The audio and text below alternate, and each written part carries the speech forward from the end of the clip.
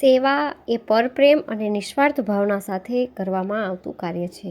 એમાંય આ અબોલ જીવની સેવા કરતા અમારા સીતારામ ગ્રુપના બધા સભ્યો, આપ જોઈ રહ્યા છો વિડીયોમાં, સીતારામ ગ્રુપના બધા સભ્યો સદભાવના બળદ આશ્રમની મુલાકાતે પધારેલા. એમના તરફથી 450 મણ જેટલી લીલી મકાઈનું દાન આવેલું છે. આ બધા સભ્યોએ પોતાની હાથે આ અબોલ જીવ માટે ગમાણ ભરી અને નિરણ કર્યાનો આનંદ મેળવ્યો.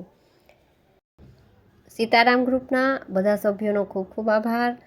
ભગવાન તેમને તથા તેમના પરિવારને લાંબુ, નિરોગી અને સ્વસ્થ આયુષ્ય આપે એવી ઈશ્વરને પ્રાર્થના.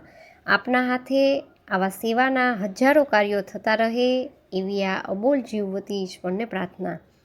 સદભાવના બળદ આશ્રમમાં હાલ 1600થી પણ વધુ બળદ આશ્રય લઈ રહ્યા છે કે જે બીમાર, વૃદ્ધ, નિસહાય, નિરાધાર છે. એ બધા બળદોની અમે નિઃશુલ્ક સેવા કરીએ છીએ.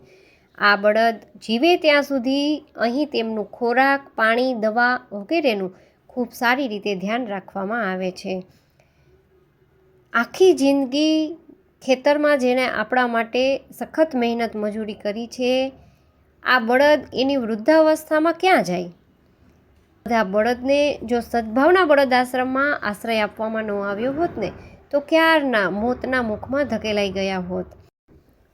આપ સૌ પણ સદભાવના બળદ આશ્રમની વિઝિટમાં પધારો અને આપના હાથે નિરણ કર્યાનો આનંદ મેળવો.